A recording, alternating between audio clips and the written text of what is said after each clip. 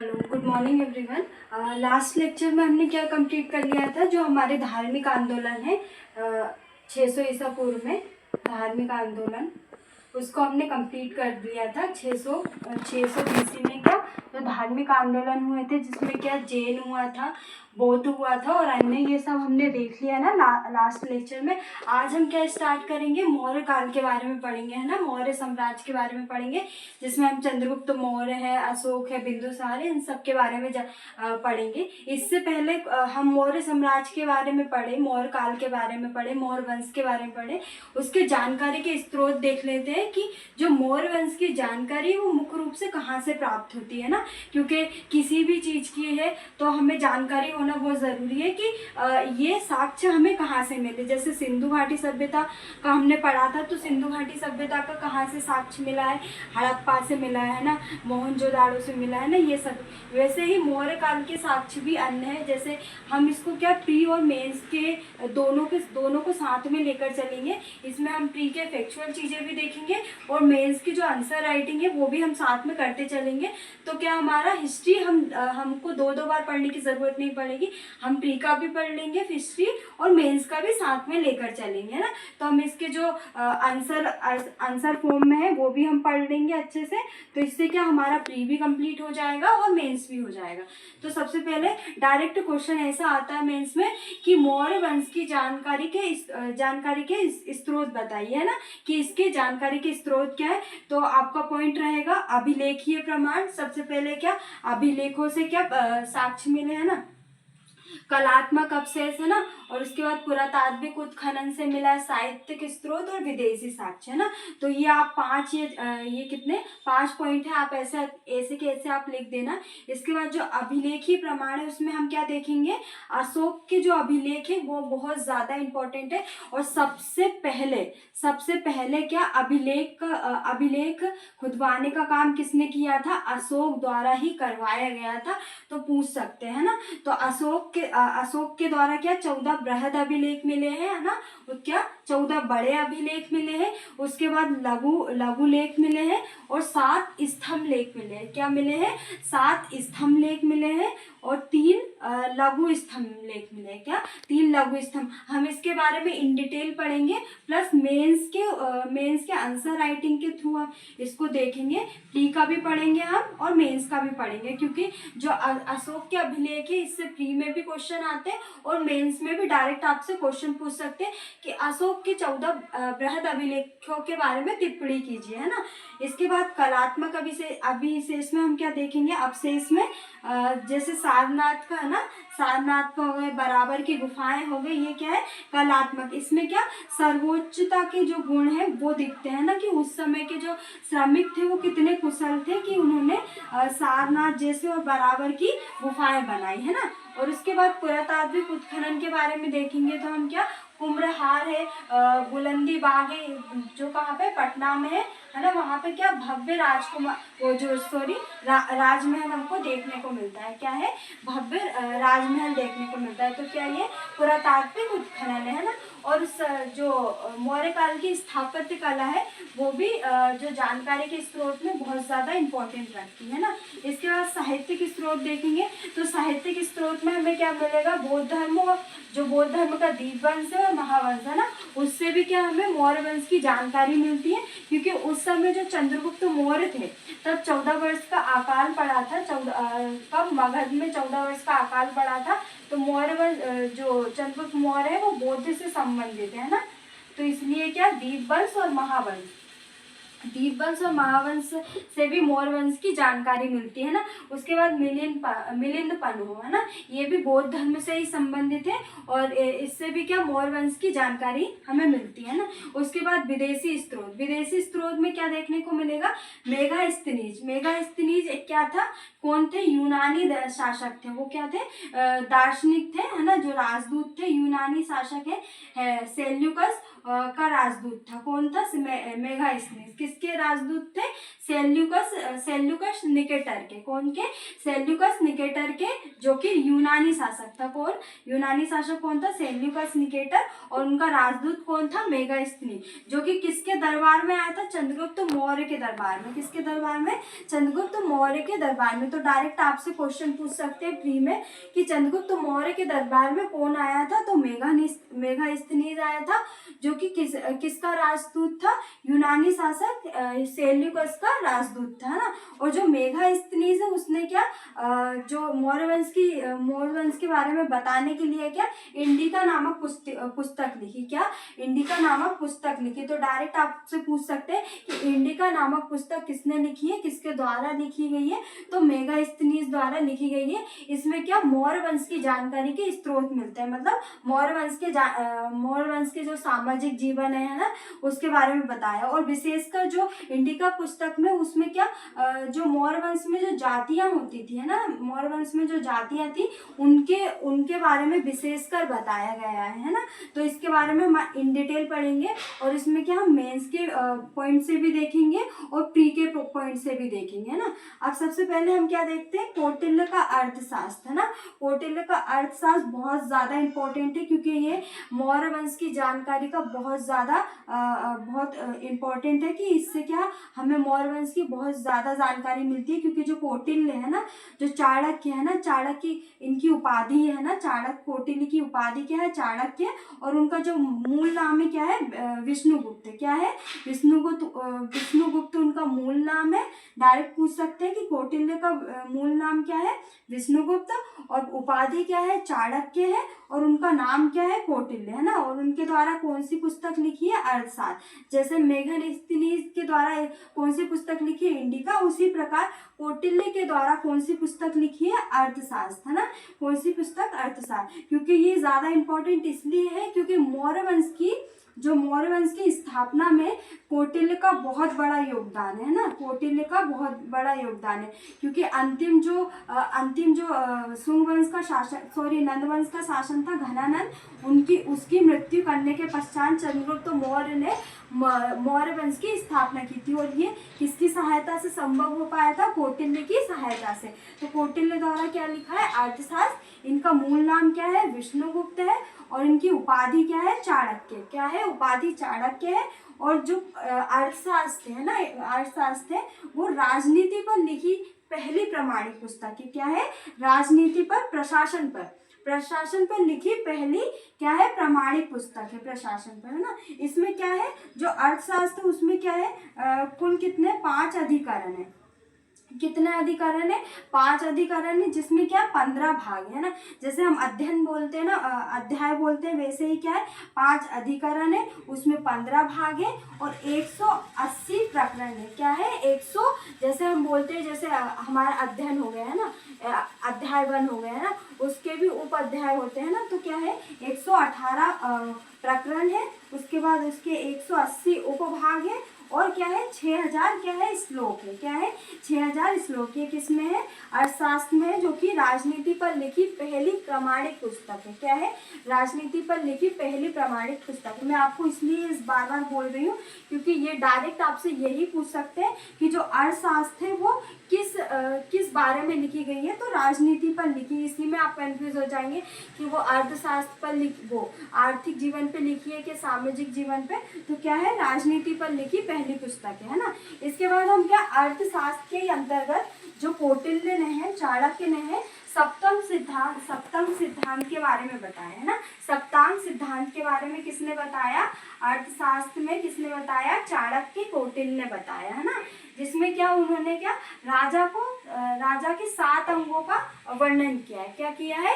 राजा के 7 अंगों का वर्णन किया है। किसके द्वारा? शरीर के रूप में है ना। राजा के शरीर के रूप में 7 अंगों का वर्णन किया है ना। ये डायरेक्ट आपसे मेंस में क्वेश्चन पूछ सकते हैं कि सप्तांग सिद्धांत के बारे में बताइए, अर्थशास्त्र का सप्तांग सिद्धांत के बारे में विस्तार से बताइए है ना। तो ये आपके जो पेपर 4 है, पेपर 4 का पार्ट ए है, उसमें यूनिट जो 1 है उसमें जो आप ये थिंकर होंगे उसमें भी ये आपको मतलब काम आएगा, है ना। जिसमें आपको क्या अर्थशास्त्र कौटिल्य के बारे में पढ़ना है, तो जो कौटिल्य की पुस्तक है अर्थशास्त्र, उसमें आपको बहुत ज़्यादा इम्पोर्टेंट है ना। तो हम एक एक करके सप्तांग सिद्धांत देख लेते हैं ना। पहला क्या है, सौमी, है ना। सौमी को क्या बोलेंगे, राजा बोलेंगे। और इनके जो शरीर की राजा के शरीर के किस भाग से की गई है इसकी तुलना, सिर से की गई है। किससे की गई है, सिर से की गई है ना। और सेकंड क्या है, अमात्य। अमात्य को क्या बोलते हैं, अधिकारी। क्या बोलते हैं, अमात्य को अधिकारी बोलते हैं।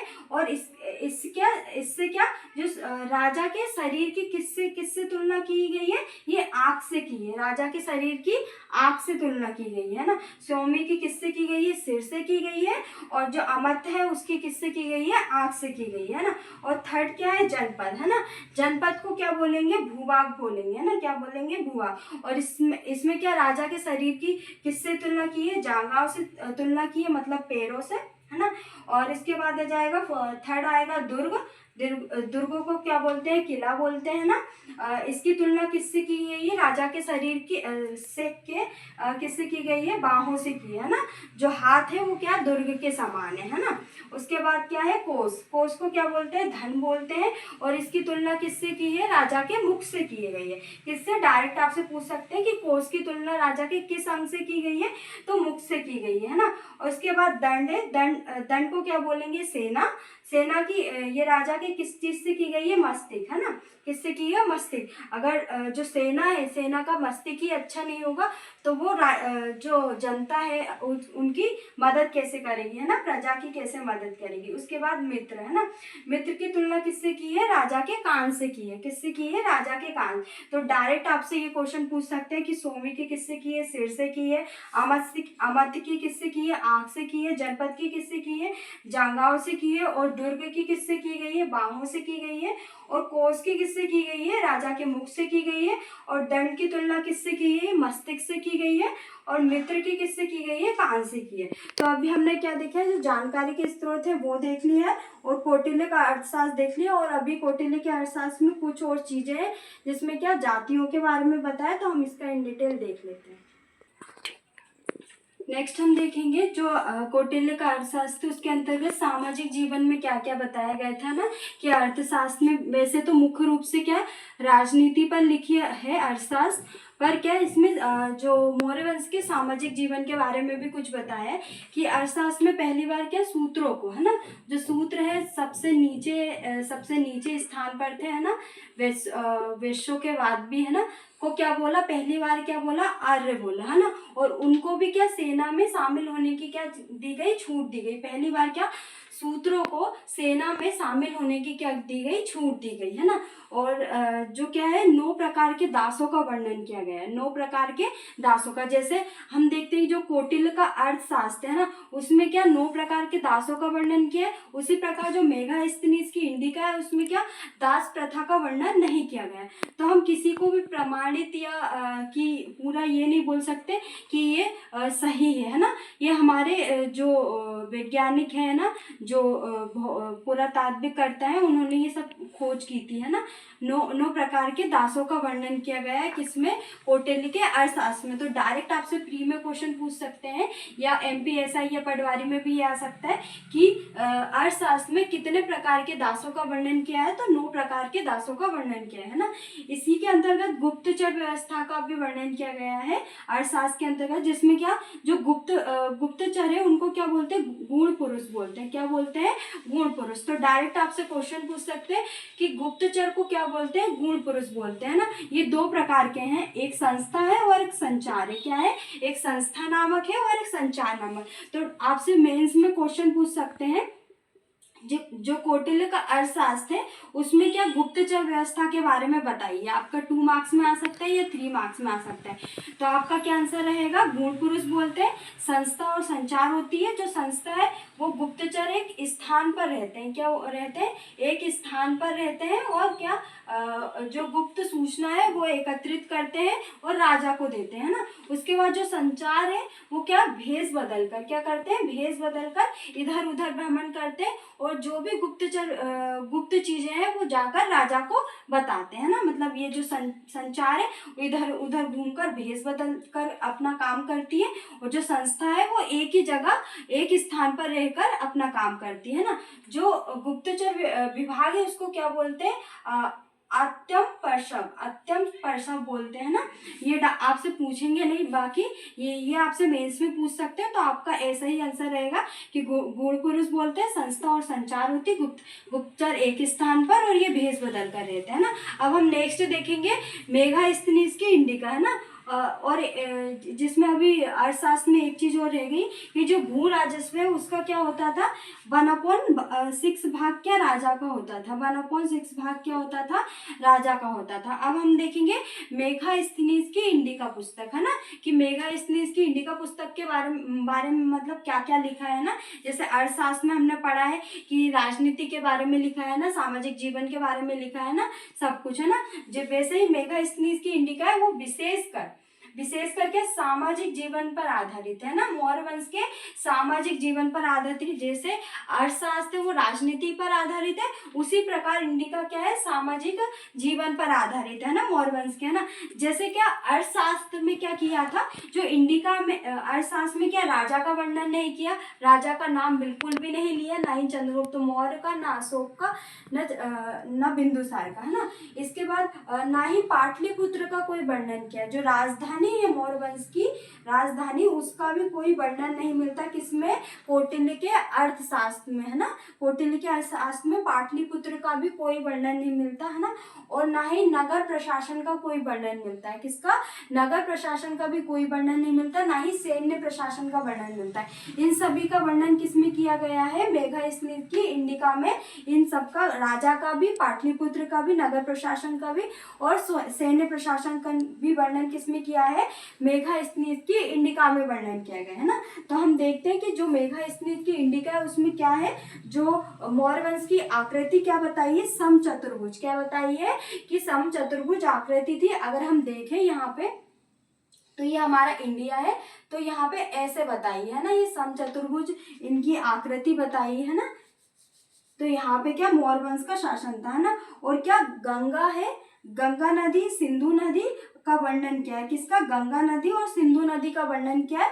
और अन्य कितनी नदियों का वर्णन किया है, 58 नदियों का वर्णन किसमें किया है, मेगास्थनीज की इंडिका पुस्तक में वर्णन किया गया है ना। और क्या समाज को 7 भागों में बांटा गया है ना, जातियों को, क्योंकि अभी हमने देखा जो मेगास्थनीज की इंडिका है वो मुख्य रूप से सामाजिक जीवन पर प्रकाश डालती है। तो क्या समाज को क्या 7 वर्णों में बांटा गया है ना। वैसे तो कितने वर्ण हैं, 4 वर्ण है, ब्राह्मण, क्षत्रिय, वैश्य और शूद्र है ना। उस पर मेगास्थनीज की इंडिका में कितने 7 समाज को 7 वर्णों में बांटा है, जिसमें क्या है आपका ब्राह्मण आ गया है ना। ब्राह्मण में ही क्या दार्शनिक को भी रख दिया है ना। उसके बाद कृषक वर्ग आ गया है ना, कृषक वर्ग के बाद पशुपालन वर्ग आ गया है ना, अखेटन करने वाले आ गए है ना। उसके बाद व्यापारी वर्ग आ गए है ना, इसी में मजदूर वर्ग को भी रख दिया है ना। उसके बाद कारीगर आ गए हैं ना। इसके बाद ये कौन सा हो गया, फर्स्ट हो गया हमारा, सेकंड, थर्ड, फोर्थ, और ये फिफ्थ में क्या, योद्धा और सैनिकों को रख दिया, किसको, योद्धा और सैनिकों को रख दिया ना। उसके बाद 6 में क्या, निरीक्षक, जो निरीक्षक करते थे, मतलब कि नगर प्रशासन कैसा चल रहा है ना, निरीक्षक वर्ग को रख दिया और गुप्तचर वर्ग को रख दिया ना। 7वें में किसको रख दिया, मंत्री और परामर्शदाता है ना। जो मंत्री होते थे वो परामर्श करते थे, किसको, राजा को करते थे कि यहाँ पर ये चीज, इन चीजों की कमी है ना। और जो मेगास्थनीज की इंडिका है उसमें क्या दास प्रथा का वर्णन नहीं किया। तो डायरेक्ट आपसे पूछ सकते हैं कि अर्थशास्त्र में कितने प्रकार के दासों का वर्णन किया है, 9 प्रकार के दासों का वर्णन किया है। और मेगास्थनीज की इंडिका में क्या दास प्रथा का वर्णन नहीं मिलता, और ना ही किसी भी चोरी का वर्णन मिलता है, किसी भी चोरी का नहीं। उन्होंने जो मेगास्थनीज की इंडिका है उन्होंने क्या, उसमें क्या लिखा है कि जो मौर्य वंश है, मौर्य वंश में जो लोग रहते थे बहुत हंसी खुशी से रहते थे, ना वहाँ पे कोई चोरी होती थी, ना ही कुछ अन्य अपराध होते थे, है ना। तो मतलब उन्होंने ये बोला है कि एक भी चोरी के साक्ष्य नहीं मिले हैं ना वहाँ पे, और ना ही कोई दास प्रथा का वर्णन किया गया है ना। तो आज के लेक्चर में हमने क्या पढ़ा है, मौर्य वंश के बारे में हमने स्टार्ट कर दिया है ना। उसके बारे में हमने सबसे पहले जानकारी के स्रोत देख लिए है ना, कि मेंस के पॉइंट ऑफ व्यू से कि जानकारी के स्रोत क्या है ना, उसमें भी हमने थोड़ी बहुत फैक्चुअल चीजें भी देख ली है ना। उसके बाद हमने अर्थशास्त्र पढ़ लिया, हमारा अर्थशास्त्र कंप्लीट हो गया, जो कि राजनीति पर लिखी प्रथम प्रामाणिक पुस्तक है। उसके बाद हमने मेगास्थनीज के बारे में देख लिया है ना। तो इससे हमारा प्री भी कंप्लीट हो गया और मेंस भी हो गए। तो मेंस में अर्थशास्त्र में डायरेक्ट आपसे क्वेश्चन पूछ सकते हैं कि अर्थशास्त्र चाणक्य की अर्थशास्त्र के बारे में विस्तार से वर्णन कीजिए, है ना। तो आपका डायरेक्ट या तो सप्तम सिद्धांत भी पूछ सकते हैं 6 मार्क्स में, या तो विस्तार से 11 मार्क्स में भी आपका पूछा जा सकता है। और मेगास्थनीज का भी आपके 6 मार्क्स में आ सकता है कि जो समाज है उसके, जो 7 प्रकार का समाज है उसके बारे में वर्णन कीजिए, है ना। तो हमने क्या अर्थशास्त्र भी देख लिया, आज मेगास्थनीज भी देख लिया, और जो अन्य जानकारी के स्रोत है वो भी हम नेक्स्ट लेक्चर में हम कंप्लीट कर लेंगे।